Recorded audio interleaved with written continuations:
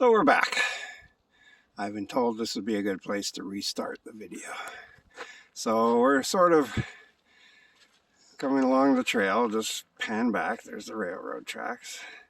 And there's where we came from. And it's a very short walk, like not even 10 minutes.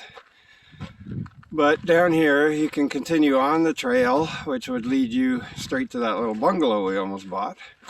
But we cut down just up here a bit to go down to the beach. And we'll show you that. Show them the houses over here. Oh, yeah. I'm going to show you the houses over here. So these ones right in front of us are across the street from the beach, or from waterfront, and then the ones that you can see in between, those are waterfront houses. The lots themselves were quite inexpensive. They were about 80,000 bucks for a lot, a big lot. But they have some quite strict restrictions on what you can build there. So if you're going to build a house on the lot, the house itself would cost you about, over 300,000. So you'd be looking at closer to 400,000, which is incredible value for an oceanfront home, but wasn't really in our ballpark. And resale value wouldn't probably be as much. It's just the construction fees right now, or the costs of materials are so high. Yeah, I'm trying to explain that to Kathy, is that people don't really build that much. They do in Rothsay and Quispamsis because it's where the snooty snoots want to be. But there's so many existing homes here that can be purchased for pennies on the dollar compared to new construction that it just doesn't make any sense to build new. I mean, it does kind of where we just showed you on the oceanfront, because there aren't any pre-built homes on the oceanfront. But the ones that are there are all less than 10 years old. But it becomes cost prohibitive. And just like another thing you have to keep in mind when you're looking at places out here is, in the lower mainland, it means nothing to remodel your kitchen for $50,000 because you're going to make it all back and then some when you sell. But here, it doesn't make sense to do that because it doesn't really increase the value of your home very much. It might make it easier to sell, but it doesn't really increase the value. So you'll see a lot of places that, they've painted or put new flooring in, but not many of them put new kitchens in. So we're cutting through one of the lots that are for sale here. The lots on this side of the street, they still have ocean views. They're just not on, straight onto the water. They're going for $49,000 right now. So it's just, it boggles my mind how little land is actually worth out here. It's crazy. You can buy a building lot, or somewhere in the west side here for as low as $12,000, or as high as $50,000, or $80,000 if you're on the oceanfront. So there's lots of deer that hangs around down here. We haven't crossed the path. Our paths haven't crossed with any today, but sometimes they do, and they're really big ones here. And so there's lots of those around. So you always have to keep that into consideration when you're doing your outdoor planting, not to plant anything that the deers can eat. Okay, so I'm just gonna pan up the street, because if we were just driving straight to the beach, we would be coming down here, and that's about a 3-minute drive from our home to where we are right now. And this is what people do, is they drive down and then they come. This is C Street. This is the entrance, the parking entrance to the beach.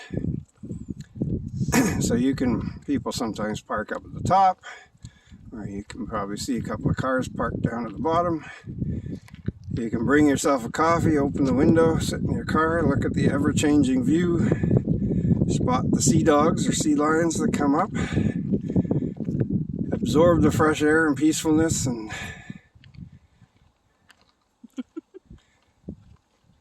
just Remember how I was teasing that Les can't walk and talk at the same time? I am walking. It's just keeping the camera steady.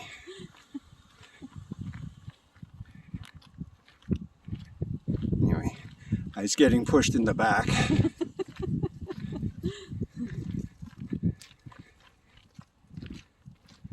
So we usually walk the trail and stuff at a very brisk pace. It's a lovely way to stretch out your limbs and get your heart rate up.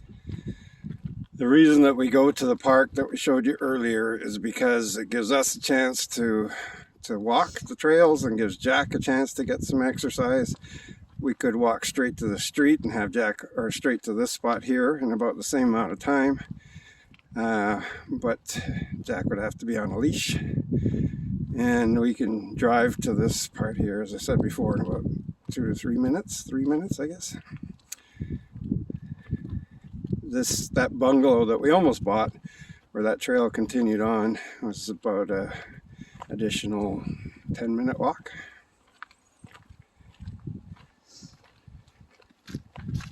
So we're gonna take you straight out to the ocean floor and pan down so you can see how cool it is.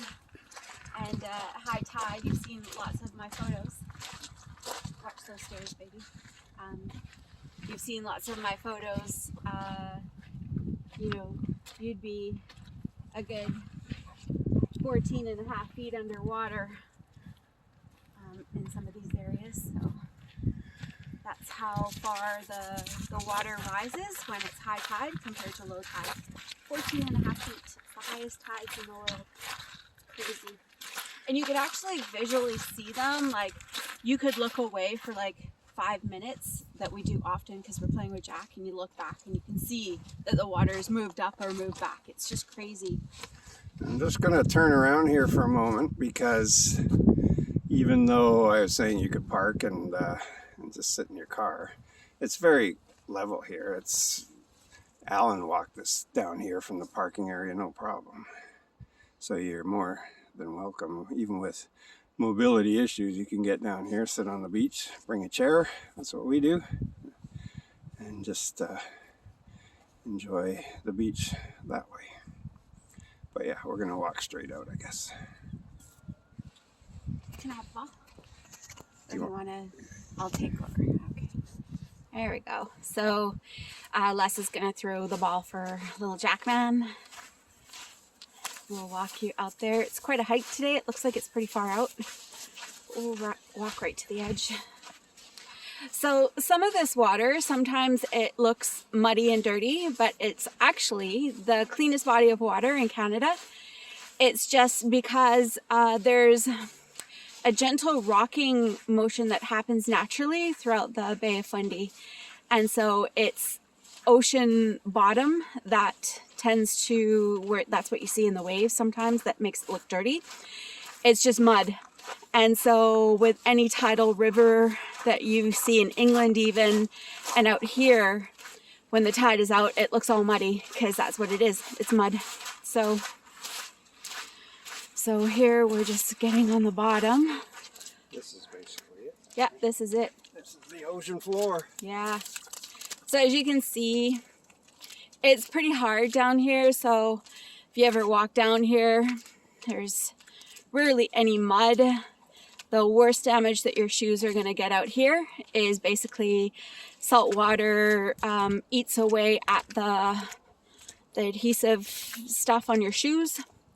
So you can go through shoes a lot quicker if you're constantly walking down here, since all this is salt water. But we both have hikers on, so they're waterproof and pretty well built. But it's really cool because it has like little ridges everywhere. See? And none of it's mud. It's just like very hard packed. Silt. What is it? Call it silt. Silt, yeah. So that's really cool. So we were right up on that cliff side there in the last video. So I'm gonna just zoom in. You see, we're right on that cliff side up there. And there are the houses that have been built. The ocean front. Alright, so back to business. I'll just zoom back out again. And that is what Chris knows the name of that island. What's it called again? Partridge Island. Partridge Island. So I know you guys have looked up that island. It's really cool what it signifies. Basically, you know, people came here during the years of the famine, and lots of people died on there who were diseased and sick. That's where they were quarantined. So it's a bit of a sacred ground. There's been lots of talk about turning it into some sort of like touristy spot, but people think that it would be disrespectful to the dead. I don't necessarily disagree with them, but it is a really cool island. And if you look, see if I can pan in, there's a lighthouse on there that flashes. And right in the middle of the island, I think you can see it. Oh, I can't pan in anymore. So right in the middle there, there's a cross. And that basically is kind of, you know, the significance of the island. Lots of people perished there. It's very sad. But it also makes complete sense that, you know, we have a lot of Scottish and Irish descent here. So there's always lots of pubs, lots of places to drink. Everybody's super friendly.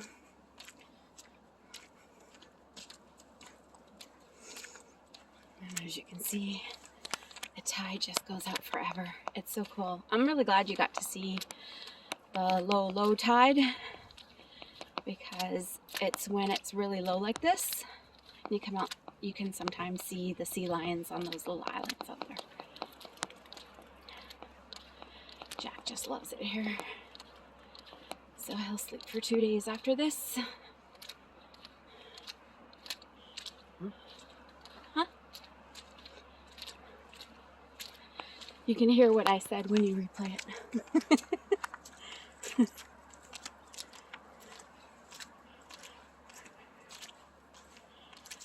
I see how it's all rigid.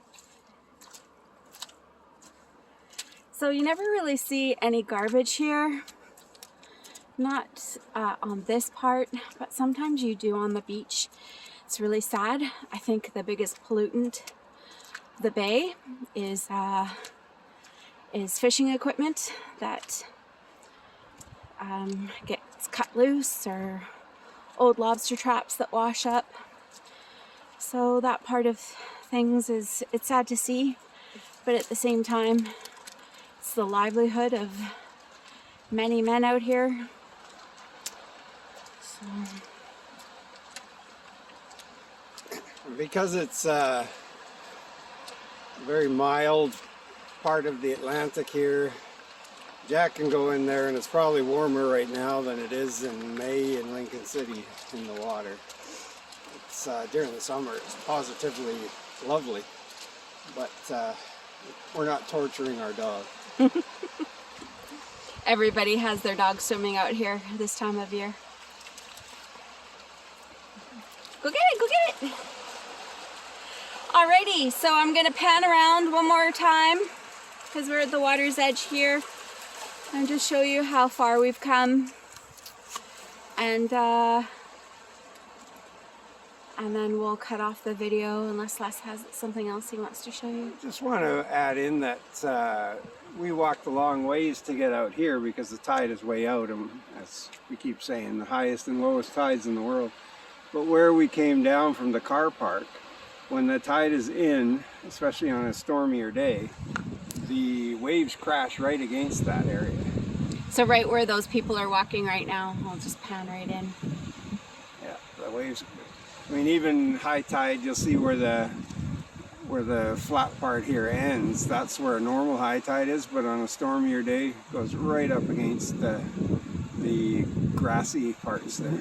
Yeah, where we walked down, where we showed you where the stairs are to walk down, sometimes it crashes against there. Those are cool days to come down and wave watch for sure.